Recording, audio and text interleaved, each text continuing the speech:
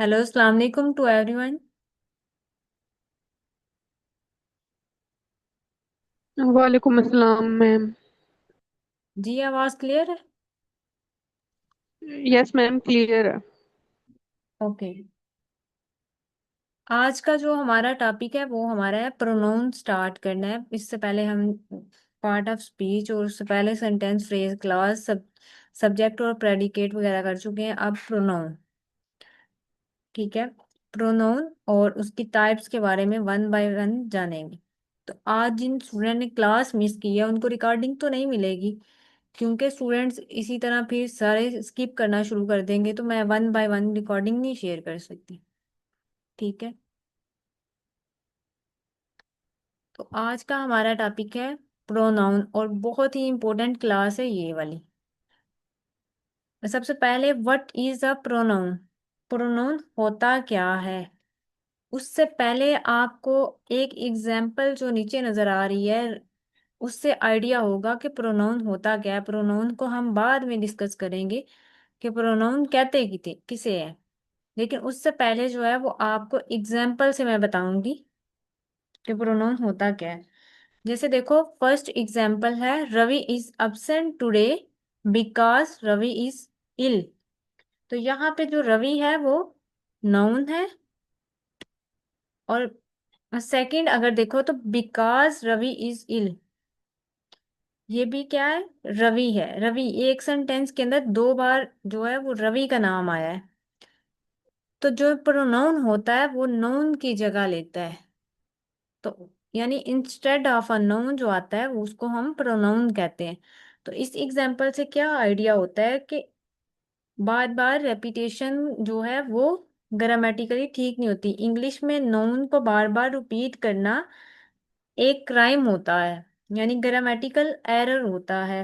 बार बार अगर रिपीट करेंगे, जैसे देखो, डॉक्टर अब्दुल अब्दुल कलाम, ठीक है, इनका नाम है। एक सेंटेंस के अंदर इनका नेम है और इतना बड़ा नेम है, तो आप दोबारा दोबारा तो रिपीट नहीं कर सकते उसका नेम। तो वो ग्रामेटिकली एरर होता है अगर आप दोबारा दोबारा रिपीट करेंगे। ठीक है। तो उसको हटा के आप क्या करोगे, क्योंकि ये आपके लिए बोलना भी तो कंफर्टेबल नहीं है, तो आप उसको रिमूव कर दोगे। यानी नून की रेपिटेशन से हमें बचना है। बार बार नाउन रिपीट करेंगे तो उसकी जगह हम उसको रिप्लेस करके तो क्या लगाएंगे? प्रोनाउन। ठीक है। और प्रोनाउन बहुत छोटा सा होता है, तो उसकी जगह हम प्रोनाउन का यूज करेंगे, या और कोई दूसरा वर्ड भी यूज कर सकते हैं, लेकिन अब जो है वो प्रोनाउन की बात है तो प्रोनाउन यूज करेंगे। ठीक है। और प्रोनाउन क्या होता है? प्रोनाउन होता है, pronoun is a word use instead of a noun. कोई भी ऐसा वर्ड जिसे हम नाउन की जगह पर और नाउन को रिप्रेजेंट करने के लिए यूज करते हैं, नाउन की जगह पे वो आता है, उसको हम प्रोनाउन कहते हैं। जैसे देखो, फर्स्ट एग्जाम्पल के अंदर Ravi is absent today because Ravi is ill, और वही सेकंड एग्जाम्पल में मैंने लिखा है Ravi is absent today because he is ill. तो हमने नॉन को रिप्लेस कर दिया रवि को, बिकॉज रवि को की जगह हमने बिकॉज ही लगा दिया। दोबारा दोबारा रेपिटेशन नहीं करेंगे, क्योंकि रवि जो है वो मेल पर्सन है, इसलिए ही आया। अगर होता वो फीमेल पर्सन होती तो फिर शी आना था। ठीक है। तो यहाँ पे ही लगेगा, और ही हमारा जो है वो प्रोनाउन है। और आपने रवि को रिमूव करके तो उसकी जगह प्रोनाउन लगाना है। तो प्रोनाउन किसे कहते हैं? जो इंस्टेड ऑफ अ नाउन यानी नाउन की जगह पे यूज होता है उसको प्रोनाउन कहा जाता है। तो जैसे, what is a pronoun? A pronoun is one of the parts of speech, is a word that comes in the sentence as an alternative to the noun। यानी जो noun की जगह पे यूज होता है उसको प्रोनाउन कहते हैं। ठीक है। उसके बाद हम देखते हैं पर्सनल प्रोनाउन। नाउन की टाइप्स हैं। सबसे पहले पर्सनल प्रोनाउन को देखेंगे। पर्सनल प्रोनाउन का एक चार्ट आपके सामने नजर आ रहा है आपको। ठीक है, सबसे पहले आपने वो चार्ट को देखना है, पर्सनल प्रोनाउन का जो चार्ट है। सबसे पहले person, first person, second person, third person, तीन किस्म के पर्सन होते हैं, ठीक है। फर्स्ट पर्सन जो होता है उसमें आई और वी आता है। जैसे इस चार्ट के अंदर देखो तो आपको आई की नजर आ रहा है, ठीक है। आई हमारा कौन सा पर्सन है? फर्स्ट पर्सन है। इसी तरह नीचे जो है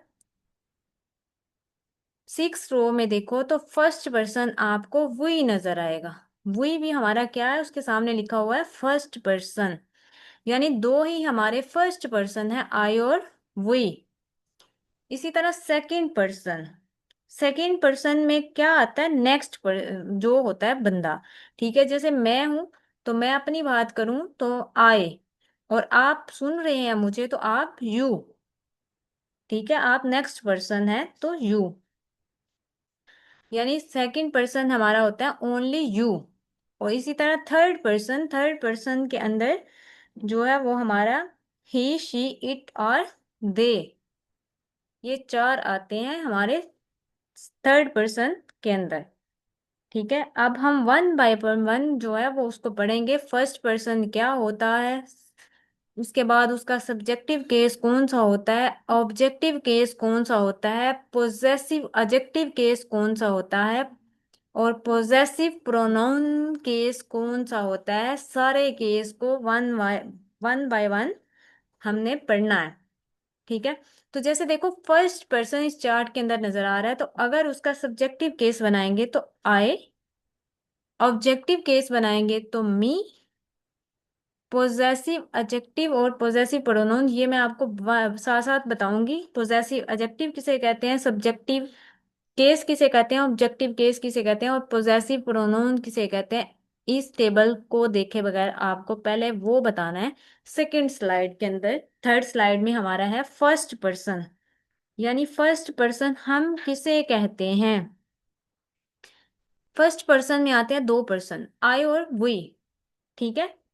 जैसे आई और वी को हम फर्स्ट पर्सन में इसलिए रखा है, ग्रामेटिकली इसको इसलिए रखा गया है, यानी फर्स्ट पर्सन कहा जाता है स्पीकर को, जो बोलने वाला होता है। जैसे मैं बोल रही हूँ और आप सुन रहे हैं तो आप लिसनर हैं और मैं स्पीकर हूं, तो ठीक है। तो फर्स्ट पर्सन मैं हूं, आई, यानी स्पीकर को कहा जाता है फर्स्ट पर्सन। और कोई भी बात जो हम बोलते हैं हमेशा फर्स्ट पर्सन में आती है, जो बोलने वाला होता है।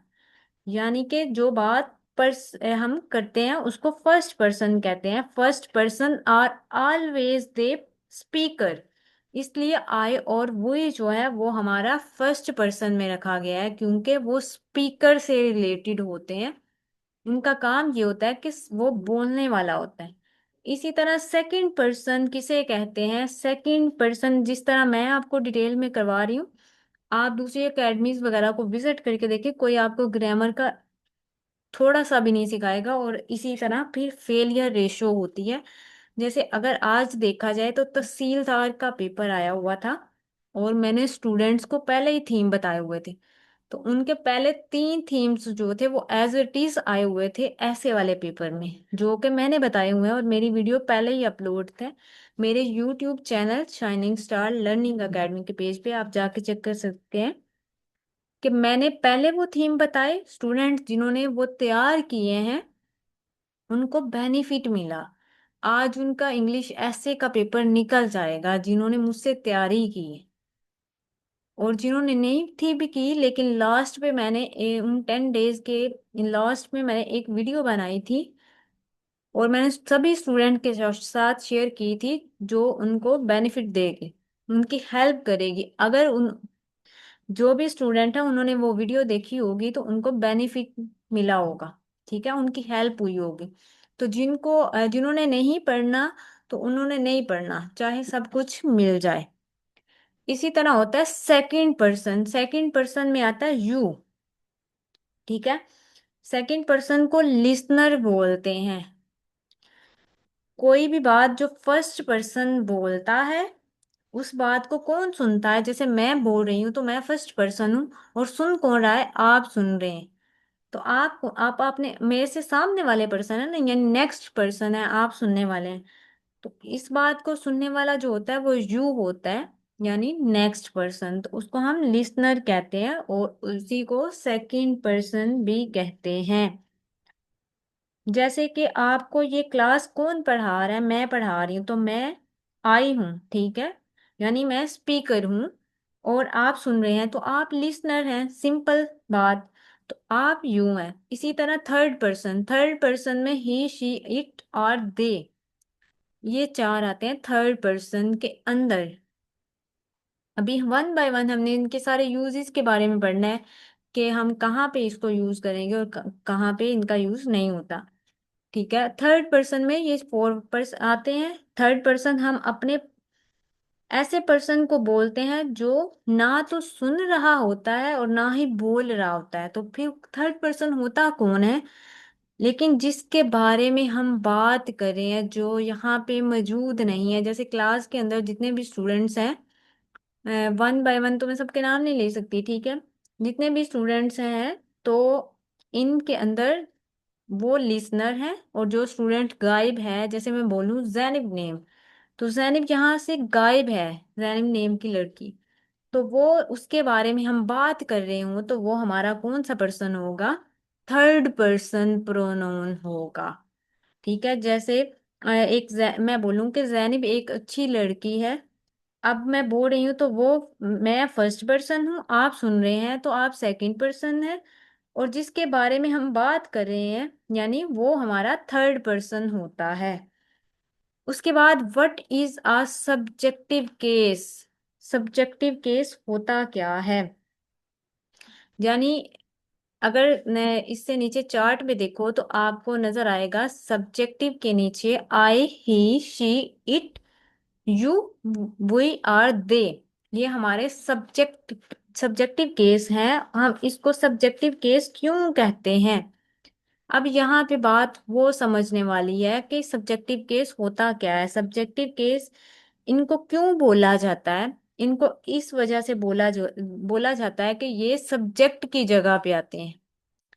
तो इसको सब्जेक्टिव केस का दूसरा नाम क्या है, नॉमिनेटिव केस भी इसको कहा जाता है। और ये लिख ले, पेपर में स्टूडेंट से एग्जामिनर पूछता है what is a nominative case, तो स्टूडेंट को जो कंफ्यूजन होती है कि हमने तो सब्जेक्टिव केस पढ़ा था तो नॉमिनेटिव कहाँ से आ गया, तो सब्जेक्टिव केस का ही दूसरा नाम क्या है, नॉमिनेटिव केस।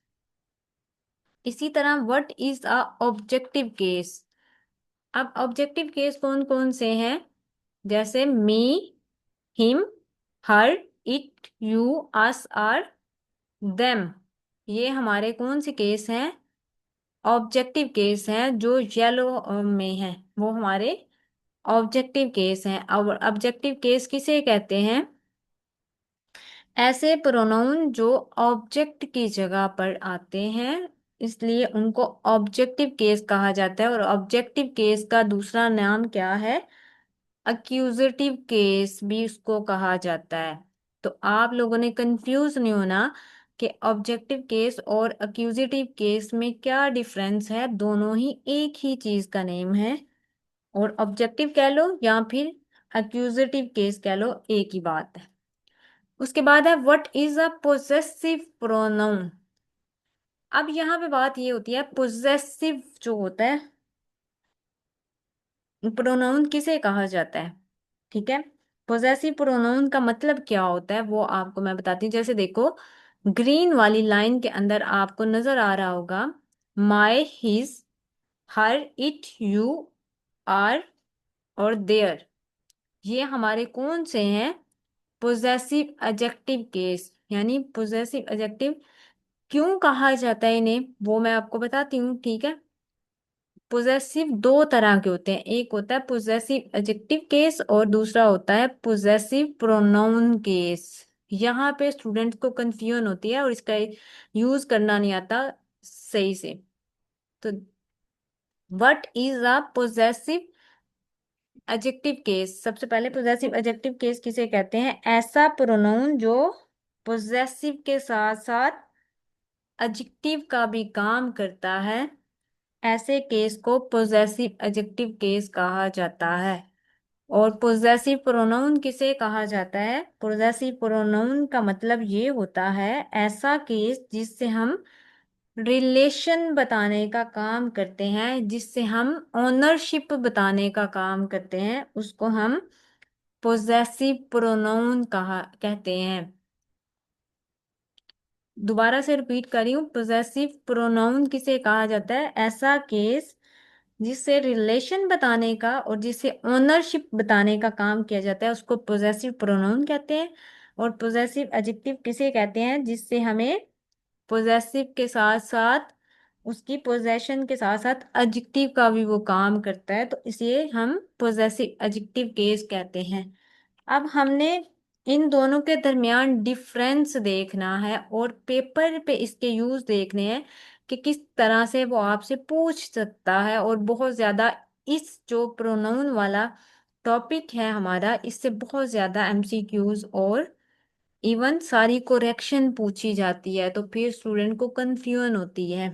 तो आज आपको सारा कुछ पता चल जाएगा। पोजेसिव प्रोनाउन और पोजेसिव एडजेक्टिव के बारे में तो मैं बता चुकी हूँ कि हम किसे कहते हैं। अच्छा, पोजेसिव जो है वो दो तरह के होते हैं। एक होता है पोजेसिव एडजेक्टिव और दूसरा होता है पोजेसिव प्रोनाउन।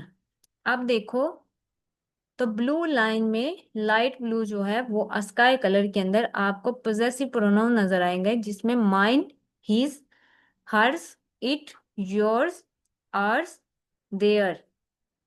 यानी जो ब्लू वाले हैं वो हमारे कौन से हैं? पोजेसिव एडजेक्टिव और पोजेसिव प्रोनाउन, ये वाले जो हैं जिनको मैं हाईलाइट कर रही हूँ, यानी ये वाले जो हैं ये हमारे क्या हैं?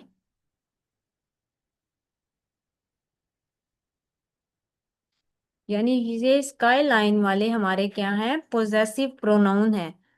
और ये ब्लू लाइन वाले हमारे, ग्रीन लाइन वाले हमारे पोजेसिव एडजेक्टिव हैं सारे। और ये हमारा ऑब्जेक्टिव केस है और ये हमारा सब्जेक्टिव केस है और ये हमारे पर्सन है। ठीक है, फर्स्ट पर्सन, सेकंड पर्सन और थर्ड पर्सन, और मैंने सारे वन बाय वन बता दिए कि क्या होते हैं। अब हम यहाँ पे जो पढ़ने वाले हैं वो ये है कि यहाँ पे हमने पोजेसिव दो तरह के होते हैं, एक होता है पोजेसिव एडजेक्टिव और दूसरा पोजेसिव प्रोनाउन। अब यहाँ पे कंफ्यूजन क्या होती है कि मैम हमें ये नहीं पता चलता कि हमने माय को किधर लगाना है और माइन को किधर लगाना है, यानी पोजेसिव एडजेक्टिव को किधर यूज करना है और पोजेसिव प्रोनाउन को किधर यूज करना है। मैम हमें ये आइडिया नहीं होता, ये हमें बता दें। तो यहाँ पे एक छोटी सी ट्रिक है, वो मैं आपको बताती हूँ जो आपकी बहुत हेल्प करेगी पेपर के अंदर।